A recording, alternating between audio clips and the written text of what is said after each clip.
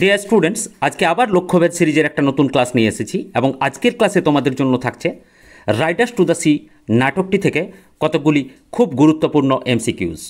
এই এমসিকিউজগুলি তোমাদের class 12-এর third সেমিস্টারের জন্য খুব গুরুত্বপূর্ণ এবং এই ভিডিওতে থাকছে সমস্ত রকমের কোশ্চেন, যেমন অ্যাসারশন, রিজন, স্ট্যান্ডার্ড এমসিকিউজ, তারপর থাকছে true and false, fill in the blanks, থাকছে গ্রামার থেকে কোশ্চেন, মানে সমস্ত রকম কোশ্চেন তোমাদের এই ভিডিওতে কভার করা হয়েছে। পুরো ভিডিওটা মন দিয়ে দেখো এবং খুব তোমাদের কাছে এটা ফ্রুটফুল হবে, ফলদায়ী হবে। যদি ক্লাসটা লাগে ভালো তাহলে টুক করে একটা লাইক করে ফেলো, সঙ্গে সাবস্ক্রাইব করতে ভুলবে না কিন্তু এই ধরনের আরও ভিডিও পাওয়ার জন্য।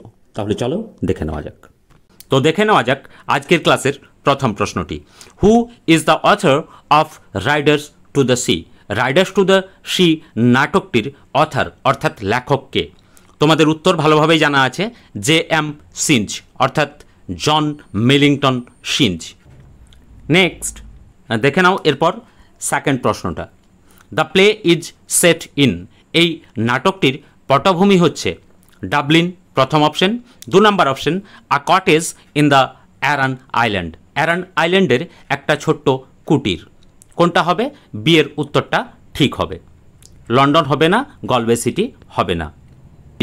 মৌরিয়া হলেন আ গডেস একজন দেবী, অ্যান ওল্ড পিজেন্ট উইমেন একজন কৃষক বৃদ্ধ মহিলা, আ নান একজন সন্ন্যাসিনী, আ টিচার। তাহলে কি হবে? An old peasant women. পরের প্রশ্ন, what does the sea symbolize in the play? এই নাটকটিতে সমুদ্র কিসের প্রতীক বহন করে? লাইফ জীবনের, ফার্টিলিটি উর্বরতার, ডেথ অ্যান্ড ফেট মৃত্যু এবং ভাগ্যের, আর ফ্রিডম অর্থাৎ মুক্তির। তাহলে উত্তরটা কি হবে? ডেথ অ্যান্ড ফেট, ভাগ্য এবং মৃত্যু। নেক্সট দেখে নাও, what is the name of Maurya's last living son? মরিয়ার শেষ জীবিত সন্তানের নাম কি? Bartley, Michael, Patch, Simon. কি হবে? Bartley. Next question, which sons clothes are bought by the priest from Donegal? কোন পুত্রর পোশাক বয়ে আনা হয়েছে ওই ইয়াং প্রিস্টের দ্বারা ডনেগল থেকে? উত্তর হবে বার্টলে। মাইকেল, প্যাচ না শিন? তাহলে কার পোশাক বহন করে আনা হয়েছে? না মাইকেল। বিয়ের উত্তরটা ঠিক হবে। Next question, the play ends with the death of? এই নাটকটি শেষ হচ্ছে কার মৃত্যুর পর? দ্য প্রিস্ট, মাইকেল, মরিয়া, বার্টলে। তাহলে কার মৃত্যুর পর শেষ হচ্ছে? বার্টলে। ডি এর উত্তরটা ঠিক হবে। নেক্সট দেখে নাও, which of the following is not a theme of the play? নিচের অপশানগুলির মধ্যে কোনটি এই নাটকটির বিষয়বস্তু হিসাবে বিবেচিত হয় না? মেন ভার্সেস নেচার, মানুষ বনাম প্রকৃতি। 2 নম্বর আছে ম্যাটেরিয়ালিজম অর্থাৎ বস্তুবাদিতা, ফেট অ্যান্ড ডেস্টিনি, ভাগ্য এবং নিয়তি, গ্রিফ অ্যান্ড লস, শোক এবং হারানো। তাহলে আনসার কি হবে? ম্যাটেরিয়ালিজম। বস্তুবাদিতা এখানে নেই। ম্যান ভার্সেস নেচার এটা আছে, ফ্যাট অ্যান্ড ডেস্টিনি ভাগ্যের ব্যাপারটা পুরোটাই এখানে আছে, গ্রিপ এবং শোকের ব্যাপারটাও পুরোটাই আছে। তাহলে উত্তর হবে B, materialism. Next question, what object is used to identify Michael's body?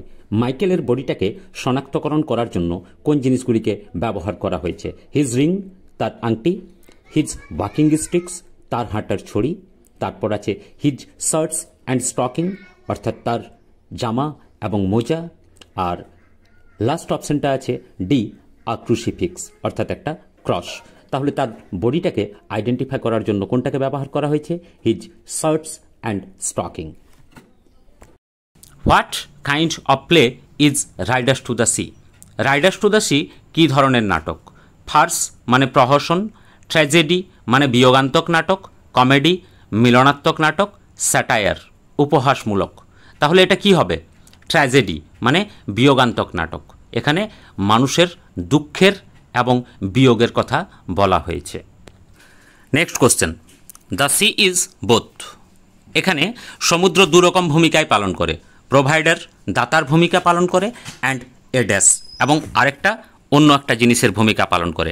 ড্যাশটার উত্তর হিসাবে দেওয়া আছে হিলার, অর্থাৎ একজন আরোগ্যকারী হিসাবে কাজ করে, একজন ফ্রেন্ড বন্ধু হিসাবে কাজ করে, ডেস্ট্রয়ার ধ্বংসকারী হিসাবে কাজ করে, কমফোর্টার স্বাচ্ছন্দ্য প্রদানকারী হিসাবে কাজ করে। তাহলে কি হবে, একজন দাতা হিসাবে কাজ করে অ্যান্ড আর ডেস্ট্রয়ার একজন ধ্বংসকর্তা হিসাবেও কাজ করে। সি এর উত্তরটা ঠিক হবে। পরের প্রশ্ন, the main action of the play takes place inside a hut, boat, church, cottage. পুরো নাটকটাই কোথায় ঘটছে? একটা হার্টের ভিতরে, একটা কুঁড়ে ঘরের ভেতরে। তারপরের প্রশ্নটা দেখে নাও, দ্য প্লেজ ল্যাঙ্গুয়েজ রিফ্লেক্টস। এই নাটকটির ভাষার মাধ্যমে প্রতিফলিত হচ্ছে the dash speech of the Aran Island. Aran আইল্যান্ডের কী ধরনের বক্তব্য প্রকাশিত হচ্ছে? মডার্ন আধুনিক ভাষা, রুরাল গ্রামীণ ভাষা, ডায়ালেকটিক্যাল অর্থাৎ উপভাষা, লিরিক্যাল অর্থাৎ গীতি ভাষা। তাহলে এখানে উত্তর হবে সি, ডায়ালেকটিক্যাল স্পিচ। ডায়ালেকটিক্যাল মানে উপভাষা। Next, Maurya wants to give Bartley her dash before he leaves. Maurya বাটলেকে দিতে চেয়েছিলেন সে ছেড়ে যাওয়ার আগে। আ মিল খাবার, মানি টাকা, ব্লেসিংস আশীর্বাদ, রিং মানে আংটি। তাহলে কি হবে এখানে? ব্লেসিংস। মরিয়া বাটলেকে ব্লেসিংস অর্থাৎ আশীর্বাদ দিতে চেয়েছিল।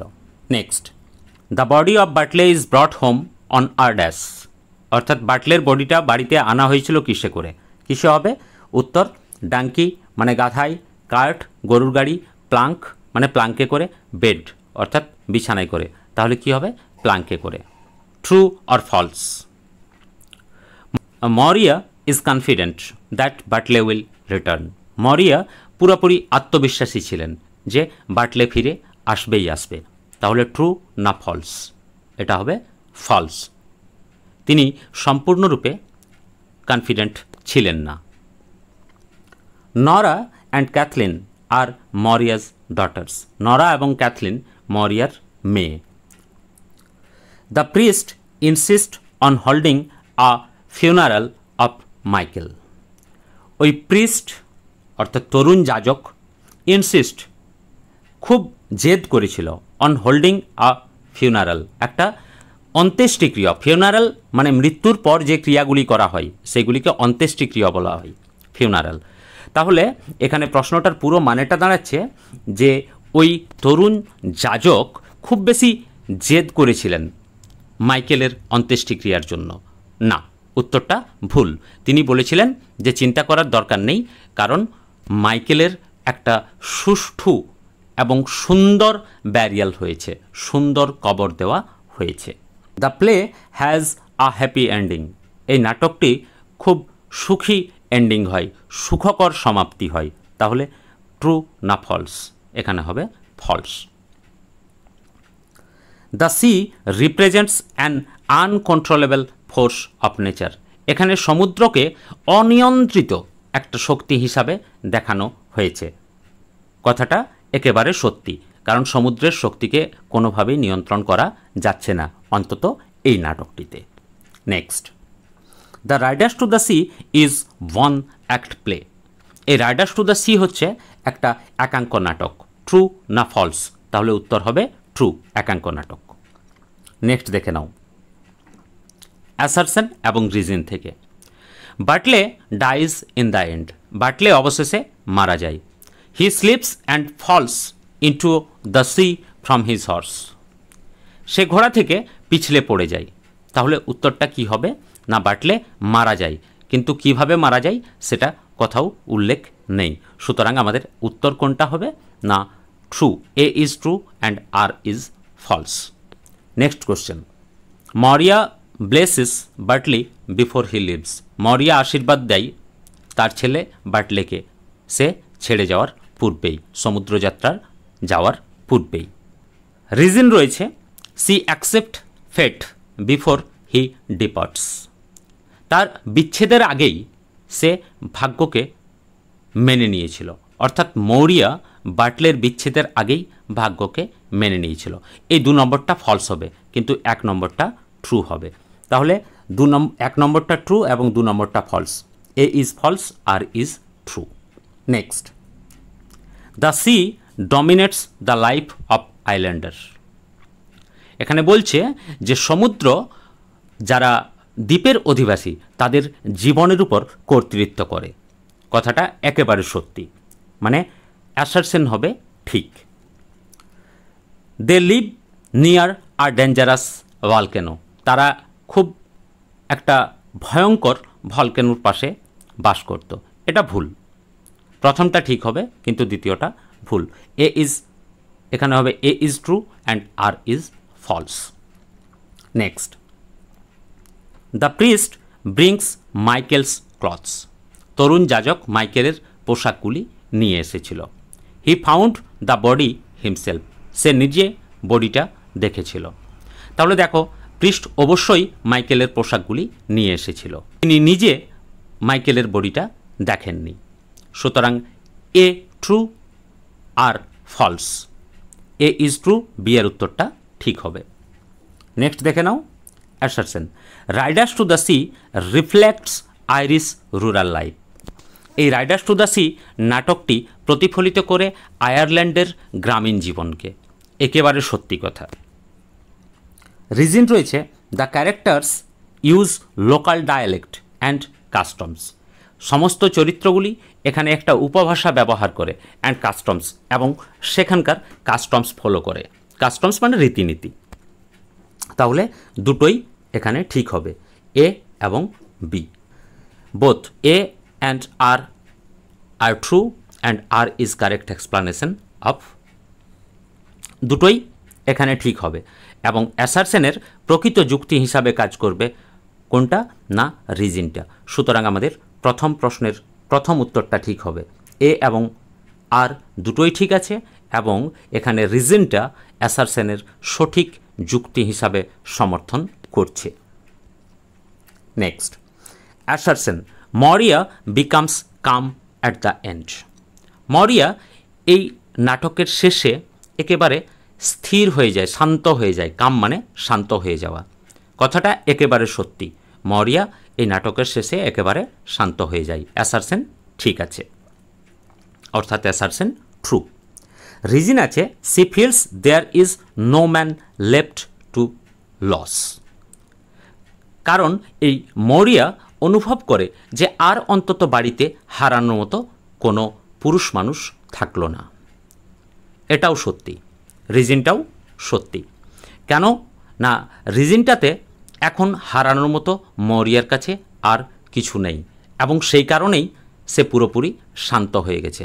তাই বলা যায় এ এবং আর দুটোই ঠিক, এবং অ্যাসারশনের সঠিক যুক্তি হিসাবে কাজ করছে রিজনটা। নেক্সট প্রশ্নটা দেখে নেওয়া যাক।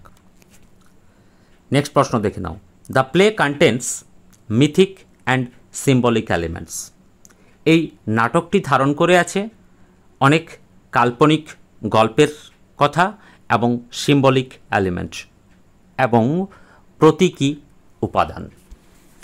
এই নাটকটির মধ্যে অনেক কাল্পনিক কথা এবং প্রতীকী উপাদান রয়েছে। একেবারে ঠিক, অ্যাসারশনটা একেবারে ঠিক হবে। কেন বলো তো? তোমাদের আশা করি মনে পড়ছে যে আজকে আমি স্বপ্ন দেখেছি, তাহলে এই স্বপ্ন দেখার ফল হিসাবে খারাপ হতে পারে, তার মানে ওটা একটা মিথ। মরিয়া স্বপ্ন দেখেছে যে মাইকেল নাকি আসছে বাটলেকে নিয়ে যাওয়ার জন্য, এটা একটা মিথ। তারপর দেখো, the sea acts as a god like power. সমুদ্র এখানে ঈশ্বরের মতো শক্তি হিসাবে কাজ করছে। একেবারে ভুল। তাহলে অ্যাসারশনটা ঠিক হবে এবং রিজনটা ভুল হবে। Next, grammar based question. Identify the tense. He is gone now, I am left alone. সে চলে গেছে এবং আমি এখন একাই রয়েছি। তাহলে এই দুটোই প্রেজেন্ট ইনডিফিনাইট টেন্সে রয়েছে। তাহলে এখানে আনসার রয়েছে present perfect, past perfect, present continuous, present simple. তাহলে উত্তরটা হবে ডি এর, প্রেজেন্ট সিম্পল। নেক্সট প্রশ্ন দেখে নাও, pick the correct direct speech. এখানে সঠিক ডাইরেক্ট স্পিচটা তুলে ধরো। She said Bartley is going to the sea. সে বলল যে বাটলে সমুদ্রযাত্রায় যাচ্ছে, তাহলে কি হবে? She said that Bartley was going to the sea. এখানে প্রেজেন্ট কন্টিনিউয়াসে ছিল, তারপর সেটাকে পাস্ট কন্টিনিউয়াসে নিয়ে যাওয়া হয়েছে ন্যারেশন চেঞ্জের নিয়ম অনুসারে। সি এর উত্তরটা ঠিক হবে। আরও ব্যাখ্যার প্রয়োজন হলে তোমরা অবশ্যই আমাকে জানাবে। Choose the correct preposition. এখানে সঠিক প্রিপজিশনটা বেছে নাও। The body was brought by the C.